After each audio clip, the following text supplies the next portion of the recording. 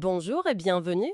Aujourd'hui, on va se pencher sur une question assez fréquente pour ceux qui créent des formations en ligne, surtout avec System.io. Ah oui, la fameuse question où on met nos vidéos de cours. Exactement.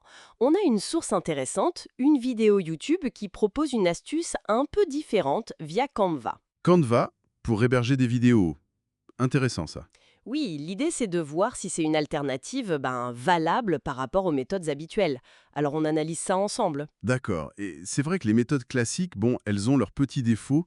System.io en direct, par exemple. Oui, ça manque un peu de souplesse, non? C'est ça. La qualité s'adapte pas vraiment à la connexion de l'utilisateur ni à son appareil. C'est pas optimal. Et YouTube, c'est gratuit mais... Voilà. YouTube, le problème, c'est qu'à la fin, paf, il te suggère d'autres vidéos. Parfois des concurrents directs. C'est pas top pour garder son audience.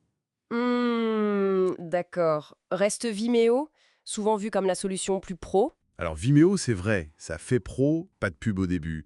Mais la source pointe un truc important.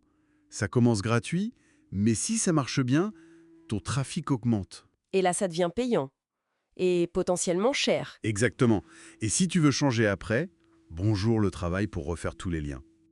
La source parle même de vidéos un peu prises en otage, quoi. Compris. D'où l'intérêt d'aller voir cette piste Canva.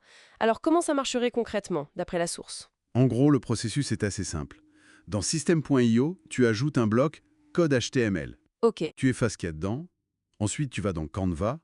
Tu crées un projet vidéo. Format paysage, c'est mieux pour les formations. logique. Tu importes ta vidéo. Tu l'ajustes si besoin. Et là, le point clé, tu vas dans Partager, puis Afficher tout, et tu cherches l'option Intégrer. Intégré, d'accord. Et là, attention, il faut copier le premier code proposé, celui qui s'appelle Lien d'intégration HTML intelligent. C'est important. Intelligent. Noté. Et ce code? Tu le colles dans ton bloc HTML sur System.io, tu enregistres, et hop, la vidéo Canva apparaît sur ta page. Bon, techniquement, ça a l'air faisable.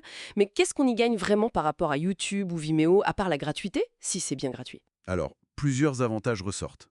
D'abord, comme YouTube ou Vimeo, le lecteur Canva adapte la qualité à la connexion et à l'appareil. Ça, c'est essentiel pour l'expérience. D'accord. Ça, c'est un bon point. Pas de pub non plus, j'imagine. Non, pas de pub ou de suggestions externes. Mais le truc vraiment fort, et la source insiste beaucoup là-dessus, c'est la mise à jour dynamique. La mise à jour dynamique. C'est-à-dire, explique un plus. Imagine, ta vidéo est publiée dans ton cours. Et là, tu te rends compte qu'il y a une petite erreur, ou tu veux ajouter un texte, couper un bout. Oui, ça arrive tout le temps. Eh bien, avec cette méthode, tu vas modifier ta vidéo directement dans Canva. Ah oui? Et la modification se répercute automatiquement partout où la vidéo est intégrée, sans que tu aies à toucher quoi que ce soit sur System.io. Attends. Tu veux dire que si je change la vidéo dans Canva, elle se met à jour toute seule dans mon cours déjà en ligne, sans re-uploader, sans changer le code? C'est exactement ça. C'est la grosse force du système.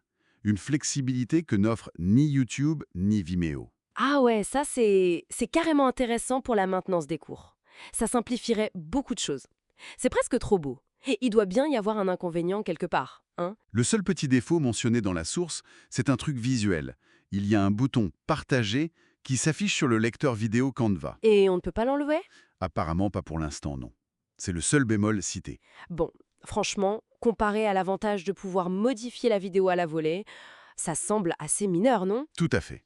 Donc si on résume, Canva comme solution d'hébergement, ça donnerait gratuité, adaptabilité, pas de pub, et surtout cette incroyable possibilité de modifier la vidéo après publication. Exactement.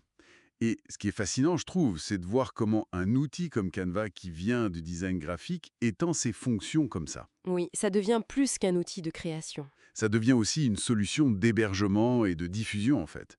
Ça redonne pas mal de contrôle et d'agilité aux créateurs, surtout pour contourner les coûts ou les limites des plateformes classiques. On voit une tendance où les outils de création intègrent de plus en plus la diffusion finalement. C'est ça. Ça pose des questions intéressantes sur l'évolution des outils intégrés. Et ça nous laisse avec une réflexion pour nos auditeurs peut-être. Si on peut mettre à jour une vidéo publiée aussi facilement que modifier un document texte, Bonne question. comment est-ce que ça pourrait changer notre façon de concevoir et de maintenir les formations en ligne, ou même tout contenu web qui doit rester à jour? Effectivement, une sorte de contenu web vivant, beaucoup plus facile à faire évoluer. De quoi réfléchir pour l'avenir.